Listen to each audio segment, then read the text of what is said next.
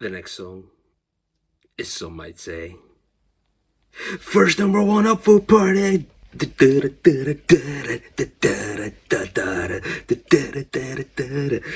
Yeah, first number one for Oasis. I think I just sprayed the lens there. Never mind. First number one for Oasis. Well, fuck. Yeah, so first number one for Oasis.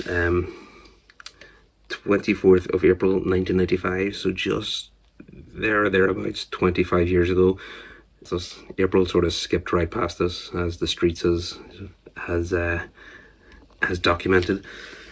Same Belfast Beer Festival. So nearly 25 years ago now. We're entering now the second phase, obviously, of the Oasis canon, the Oasis canon, the What's the Story, Morning Glory album era.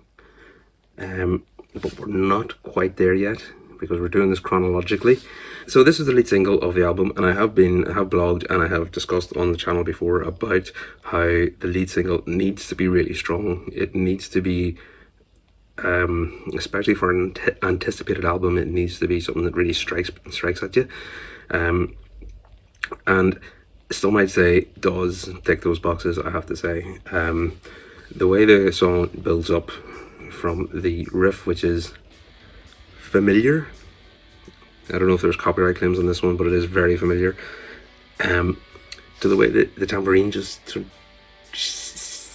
of snakes its way in there. It gets itself sort of involved in your thinking, and then you sort of find yourself tapping your foot, and then the verse starts. And again, it's not really, there's no epicness or anything to the start of the chorus, the start of the verse. Sorry, there's no grandiosity to it whatsoever. It starts off with quite a simple melody. Some might say,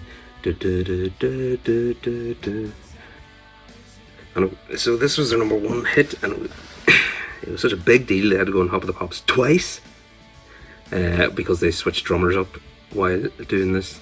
So I think they recorded with Tony McCarroll, and then did another recording with Alan White, and probably don't see much of the Tony McCarroll footage of this particular performance anyway. Well, I say performance, they mime on Top of the Pops. Why? What is the fucking point? Noel considers this to be the archetypal Oasis song. I don't really know what the word archetypal means in this context, or archetypal. Anyway, see, I would say Roll Dip is the archetypal Oasis song. I've said it's like the plasticine and mold. If you just took all the elements of a good Oasis song, it would just be what the mesh would be at the end of it. Okay, so then it's not the archetypal Oasis song, because this is actually a good version of it. And this one has a long outro, but it earns its long outro by the way it builds and the way it feeds itself.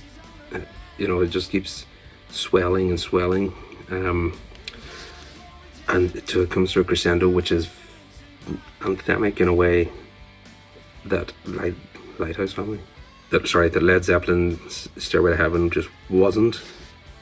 I wouldn't put it in the top 10 of my favourite Oasis songs, actually. The reason being, it takes just a smidgen too long to sort of get into you, if you know what I mean. I mean, because you're familiar with the song, you're waiting for the bit you like, and it takes just a wee tiny bit too long to get there. And then there's a melody, there's a sort of structural turn during the song, which it's not my favourite, basically, but it works because it's a guitar solo that Noel goes into, and it sort of winds its way back into where you feel it should be. So it's a bit more challenging than as I listen.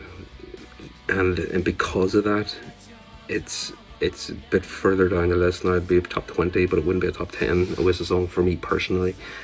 But this is my list. So I remember at the start, when I introduced the Ranks Transport, which is these things, I mentioned how there can be such a dissonance in opinions of what certain songs. As I said, this would be a top 20 song for me. It's a number 7 song for the Manchester Evening News. It's a number 10 song for the NME, and that's the most definitive list of all the songs. The rankers had it number 7, so 3 lists had a top 10 tune. As I said, I don't personally agree with them, But I certainly don't agree with the Snark putting it outside their top 30. There are some songs on that list that do not deserve to be there. So we're back on track. We're in the second era. I don't know, how would you... Because well, actually, we'll put it like this. We're at the end of the Tony McCarroll era, nearly officially. As I said, there's a few more B-sides we need to do. And when the album drops, we might have a different look to how things go here, guys. So let me know in the comments below. Would you put this as top 10 Oasis song, or would you put this outside the top 30 like The Guardian has? Let me know in the comments below. Don't forget to like and subscribe with the bell. A bell will ring every time I release a new video. You can find some of my acting, some of my podcasting, and some of my other stuff. So acting, podcasting, the Feathered Head podcast, acting show reels, other stuff that don't really fit into those